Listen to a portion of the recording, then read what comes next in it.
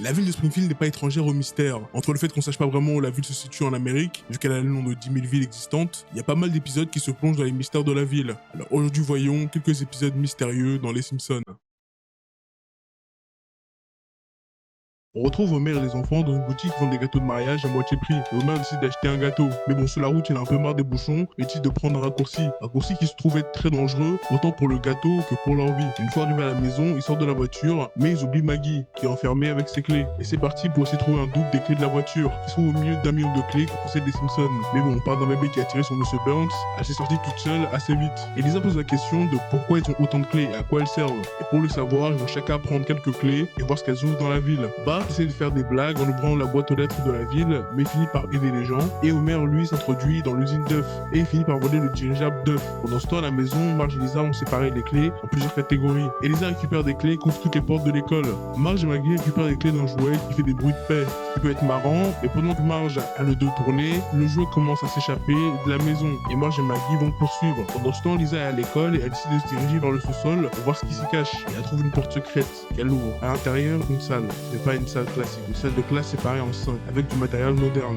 Tout ça caché dans le sous-sol d'une école un peu pourrie. Mais quand elle se penche sur cette salle de classe moderne, elle se rend compte que tout est faux. Les règles ne sont pas graduées, les tableaux sont vides, et elle décide d'en parler directement au principal et lui montrer. Une fois que tout le monde est convié à voir ce qui se cache derrière les portes, d'un coup, tout a disparu, remplacé par une étagère pleine de livres. Lisa se demande comment ils ont fait pour faire ça aussi vite, et tout le monde la prend pour une menteuse, et elle se fait reprendre la clé. Lisa se demande vraiment comment faire pour prouver qu'elle a bien vu ce qu'elle a vu. Et grâce à une photo prise d'elle, la clé à la main, elle décide de faire reproduire la clé par un serrurier. Une fois qu'elle y retourne, un message est sur le tableau. Les enfants sont dans le bus 23. Mais qu'est-ce que c'est que le bus 23 et quels enfants sont à l'intérieur? Lisa doit le découvrir. Et donc elle demande à la personne qui est là depuis le plus longtemps dans l'école, Nelson.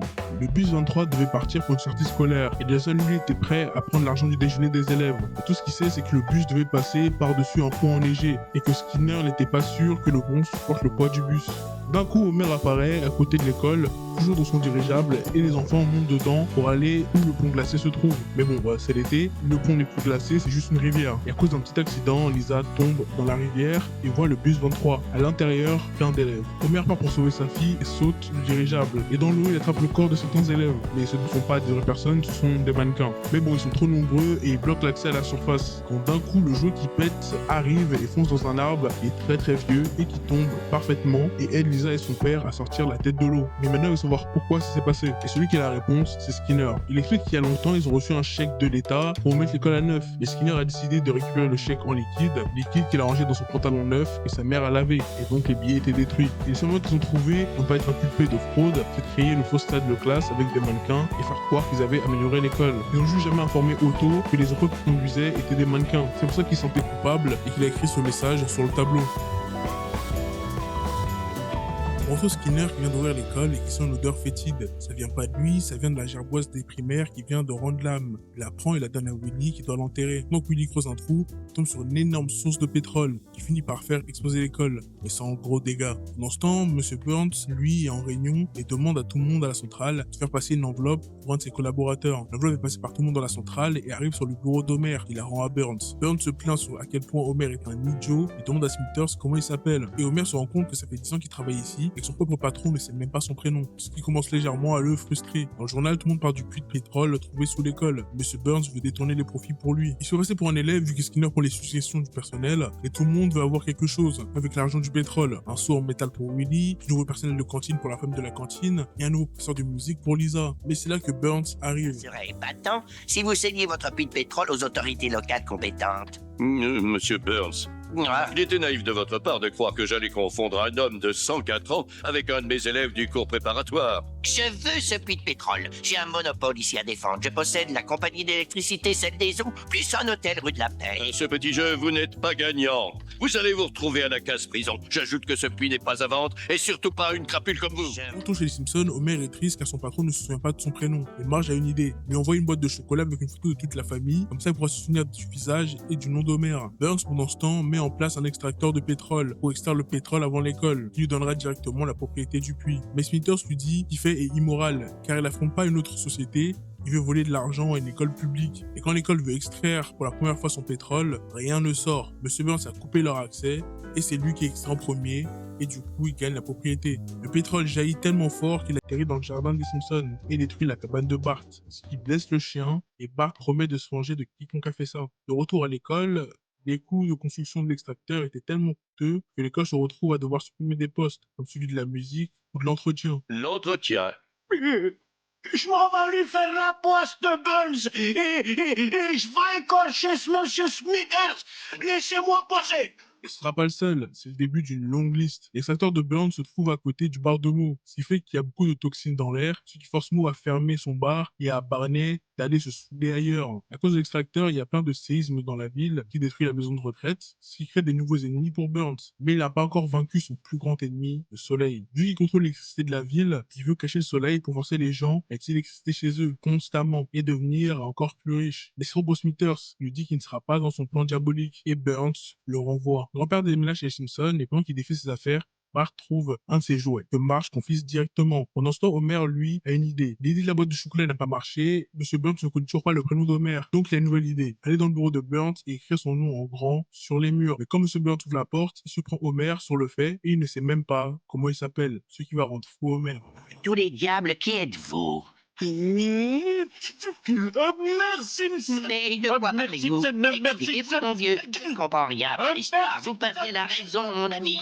Simpson, je vais te tuer, Burns. Je vais te tuer. T'es un amant. Burns s'est fait des ennemis dans toute la ville. Tout le monde est furieux et le maire décide de faire une réunion. Mais bon, il va laisser tout le monde parler et ça va partir en chahut général. Et Burns va arriver derrière eux pour leur montrer sa dernière création, un cache-soleil géant. Burns vient de créer la nuit éternelle. Et pendant qu'il célèbre, il aperçoit quelqu'un au loin. Il s'approche, on voit pas ce qui se passe, et quelques minutes plus tard, quelqu'un a tiré sur Monsieur Burns.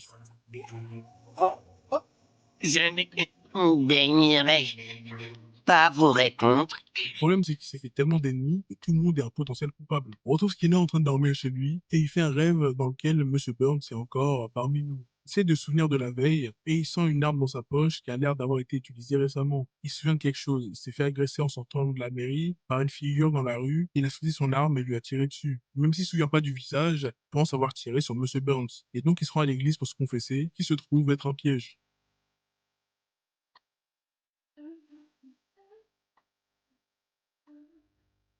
Interviewé par la presse, on lui demande comment il se sent après avoir tiré sur son patron. Et il répond par une blague qu'il a entendue dans une émission de télé. Là que Krusty avait déjà volé et que Tahiti Mel se rappelle à qui il a volé. Une émission qui passe à la télé, que M. Smithers adore et qui ne raterait jamais. Ce qui pourrait potentiellement l'innocenter. Tahiti Mel se rend au poste de police pour innocenter Smithers. Vu que l'émission passe à 15h et que la réunion était à 14h, quelques minutes avant l'émission, Smithers n'a probablement pas raté l'émission. Et la mémoire lui revient. Il a bien quitté la réunion à la mairie plutôt que tout le monde pour regarder son émission. Et s'est fait attaquer par une autre vieille personne, pas Monsieur Burns, mais Jasper, sur qui il a quand même tiré. Mais quand ils vont le voir à la maison de retraite, Jasper va bien. Il a tiré sur sa jambe de bois, ce qui l'innocente directement. Lisa dit qu'elle pourrait aussi commencer à enquêter et aider la police à dresser une liste des suspects. Moe, Barney, Willy. Et pour commencer, ils vont aller voir la personne la plus célèbre, le nouveau prof qui a été viré. On comprend vite que sa vengeance n'est pas une vengeance armée, mais une vengeance musicale. Ils vont faire passer un interrogatoire à tous les suspects que Lisa avait. Problème, ils ont tous un alibi très solide. Et le chef Hugum se retrouve au point mort. Il fait un rêve dans une ambiance Twin Peaks où Lisa lui dit d'aller vérifier les vêtements de Monsieur Burns. Et sur ces vêtements, on retrouve de l'ADN de la famille Simpson. Au même moment, Monsieur Burns se réveille et crie Homer Simpson. La police va arrêter Homer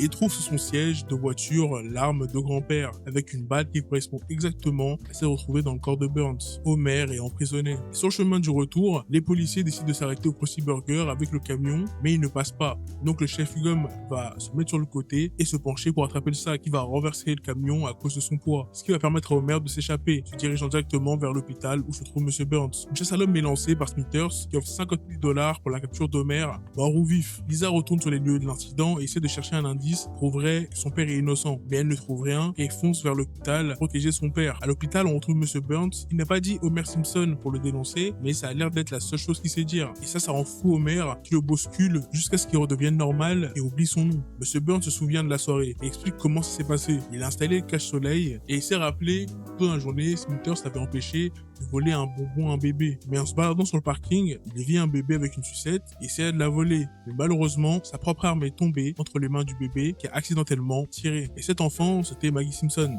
Burns demande qu'elle soit enfermée, mais bon, tout le monde s'en fiche au final, c'est un bébé, personne ne va condamner un bébé. I know only one way to judge a man's brilliance and that's by the size of his bank account.